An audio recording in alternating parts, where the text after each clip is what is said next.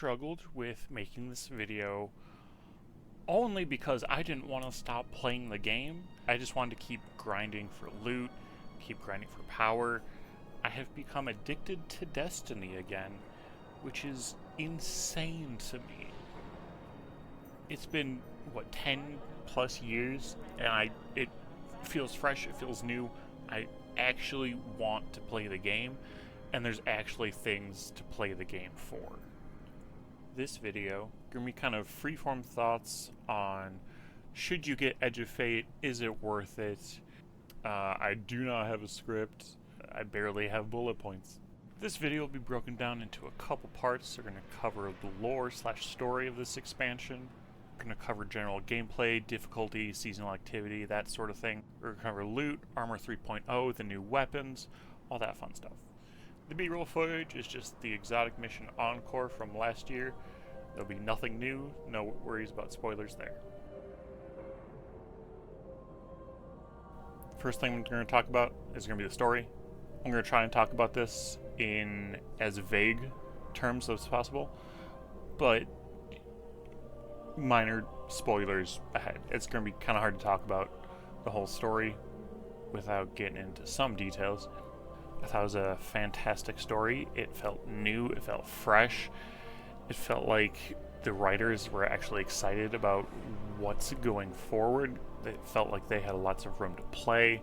For the first time since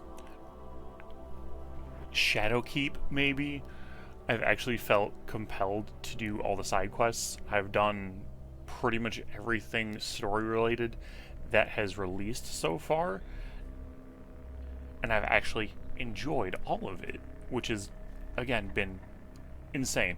Like, I haven't done that for years. It's been kind of main campaign, maybe one or two things here and there. I didn't have all my prismatic aspects unlocked until a week ago when I needed to do it for the 2024 title. That was it. Like, I had not cared. And we're talking about prismatic. But the story here, great. There were parts where my jaw was just hanging open. Extremely well written, extremely well done. I'm excited to see where it goes. Okay, let's talk about lore. The 9 have always been super interesting to me. I'm glad that we're finally getting some information about them. It's been 10 years and they are a complete mystery. I'm glad that now we can put some, I don't want to say names or faces to certain lore books. We can go back through and figure out which of the 9 we're actually talking at any given point, which is super interesting. I'm glad we're getting to see Orin as not the emissary, as whatever she is now. We're getting payoffs in between characters, like between Orin and the Drifter, which has some super interesting implications that I've been waiting for a while, and I'm glad we're finally getting into.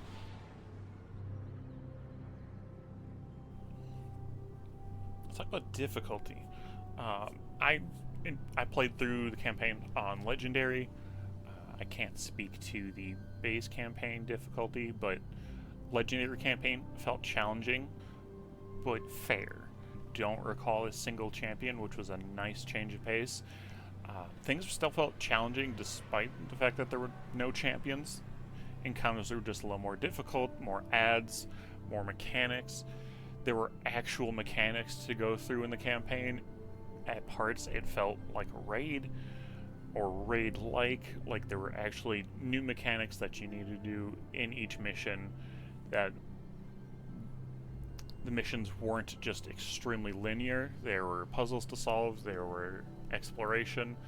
I don't know if it was due to it being on Legendary, but it felt like there were fewer map tips on where to go, and kind of had you explore a little more than previous. New activity this season, or the expansion, whatever it's officially for, is great. Civ, however you're supposed to pronounce it. Enemy density is great, replayability is great, the rewards feel worthwhile. I've gotten an exotic pretty frequently after you do the full boss. The chance for an exotic is usually pretty good. The Spark Ball, whatever the official name of it is, essentially turning into Samus from Metroid. It was fun, but for some of the puzzles, it felt like the signs weren't obvious enough for such a new mechanic, where the puzzles took maybe a little longer than they should have just because I didn't know what I was supposed to be looking for, compared to, 10 plus years of Destiny, where it's been pretty similar, so you get an idea of what to look for. But I thought they were fun. Sparkball is great. Matterweave is, a little less so interesting. Just kind of having your melee being a ranged strand thing isn't great. But I wish there was, you could cleanse it or turn it off, because I need my regular melee back sometimes. But it was interesting for exploration, for puzzles. As far as weapons are concerned, all the exotics so far have been great.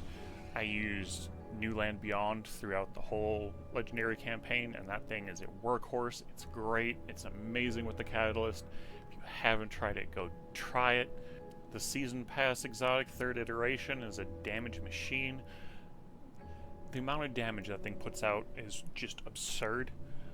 The exotic quest for Graviton Spike was fun. Got new exploration there. The new armor is honestly great. I consider playing Crucible for the first time in years just to see if it had a good armor buff. The intrinsics on the armor are actually interesting. It's made me want to grind armor from different areas just to get different buffs, which, again, it's great. It's actually given me a reason to play the game.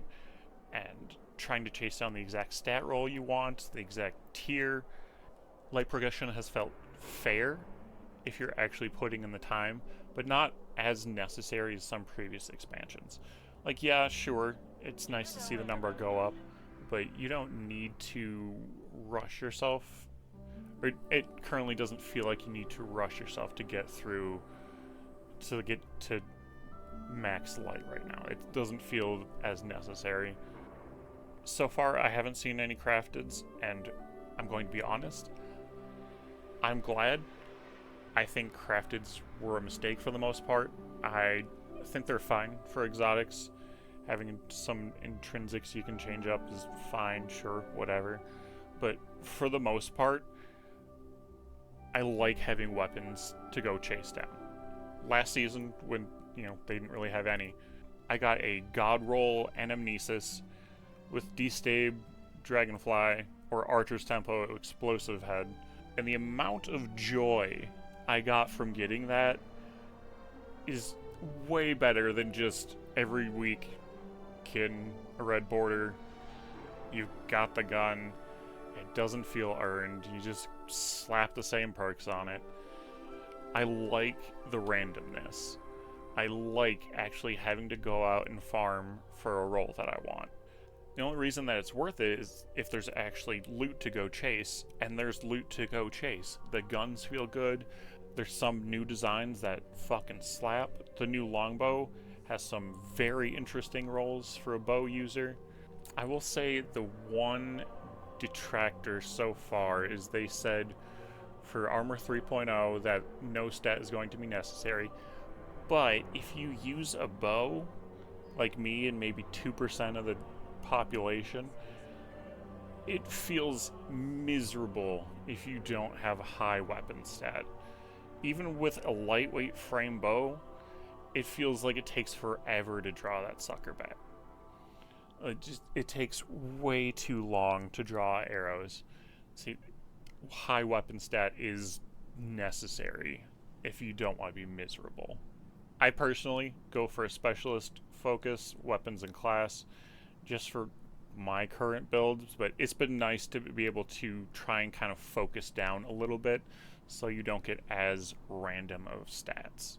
Make things just a little bit easier in terms of grinding. As far as chasing loot goes, there are some activities you can do directly through the portal, and that's a decent way of beginning to level up there. But it actually feels worthwhile for doing harder difficulty things to level quicker. There's actual incentive to get good at the game to make your power grind a little easier and make it more worthwhile when you're actually playing through things. And I'm glad that there are different tiers of armor and weapons.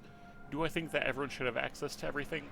No, not really. I don't think Johnny Blueberry should have access to the same amount of stuff that someone who's been playing this game for 10 years would have. It just doesn't make sense, right? Like, sure, give them access to similar stuff, but they don't need to have everything. That's going to be extremely overwhelming right off the bat. And it kind of defeats the purpose of grinding out higher level things if someone just off the street can get it day one. So I guess, in summary, should you get it? I would say yes. I think it's worth getting into if you haven't played in a couple years. Loot just reset. There's plenty of new stuff to go chase. If you played up until Final Shape and you were like, hey, I'm out, I respect it. If you're considering going, hey, I put 10 years in, why not one more? I would say do it. I found it to be a very enjoyable campaign. The new loot chase is good. It feels good to actually grind. It feels nice having a reason to play the game. Yes, in summary, it tapped into the feelings I had when I first played Destiny, 10 years ago, whatever it is. It felt exciting to play the game again. It wasn't just playing for wanting to finish out the 10-year cycle. It felt new, it felt engaging. I think they did a phenomenal job, and I am looking forward to the future of what the Edge of Fate, what the 9 have in store. But of course, the most important thing that I needed to see in this campaign, I was a little worried. Some of the TWIDs counting down to the release had me a little concerned. Talked about not having support for it in the Edge of Fate and being a couple months down the road before we saw anything. But the most important question on my mind coming into Edge of Fate was, can you still get a Dredgen? The answer is absolutely. There does seem to be a bit of a bug right now where, presumably because they didn't expect anyone to actually go and guild Dredgen this season, since there's literally no reason to, the numbers got a little bit funky. I think Dredgen 16, but I've seen like Dredgen 25, Dredgen 30, Dredgen 50. I'm currently showing at Dredgen 97.